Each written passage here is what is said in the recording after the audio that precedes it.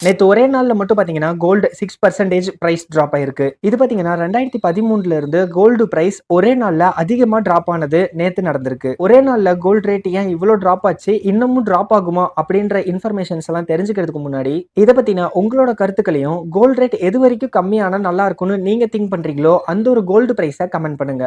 சரி, ஓகே. இந்த gold rate எதனால டிராப் ஆச்சுன்னு சொல்லி எக்ஸ்பர்ட்ஸ்லாம் சொல்றாங்கன்னு பாத்தீங்கன்னா, அவங்க ஃபர்ஸ்ட் சொல்றது ஸ்ட்ராங் டாலர்.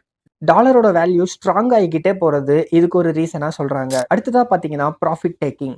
ப்ராஃபிட் டேக்கிங்னா என்னன்னு பாத்தீங்கன்னா, லோ பிரைஸ்ல இருக்கக்கூடிய ஒரு ப்ராடக்ட்டை அதோட பீக்குக்கு கொண்டு போயிட்டு அதை செல் பண்ண ஆரம்பிப்பாங்க. அப்படி செல் பண்ணும்போது அவங்களுக்கான ப்ராஃபிட் மார்ஜின்ஸ் அதிகமா இருக்கும். ஸோ கோல்டுலயும் இதுதான் இப்ப நடந்துட்டு இருக்கு. கோல்டோட ரேட்டை ஒரு பீக்குக்கு கொண்டு போய் நிறுத்திட்டு இப்ப அந்த கோல்டை எல்லாரும் சேல் பண்ண ஆரம்பிக்கிறாங்க.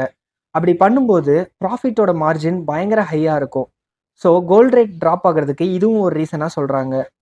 அடுத்ததா பாத்தீங்கன்னா இம்ப்ரூவ் மார்க்கெட் ரிஸ்க். இந்த மார்க்கெட் ரிஸ்க் பாத்தீங்கன்னா உலக நாடுகளோட நடவடிக்கைகளை பொறுத்து இருக்கும். எக்ஸாம்பிளுக்கு ட்ரம்போட அடுத்தடுத்த ஆக்ஷன்ஸ், ரஷ்யா உக்ரைன் வார், காசா வார்னு இந்த மாதிரி பல ஃபேக்டர்ஸ் இதுல இம்பாக்ட் ஆகும். இதனாலேயே கோல்டோட ரேட் இறங்குறதுக்கும் ஏறதுக்கும் அதிகமான சான்சஸ் இருக்கு.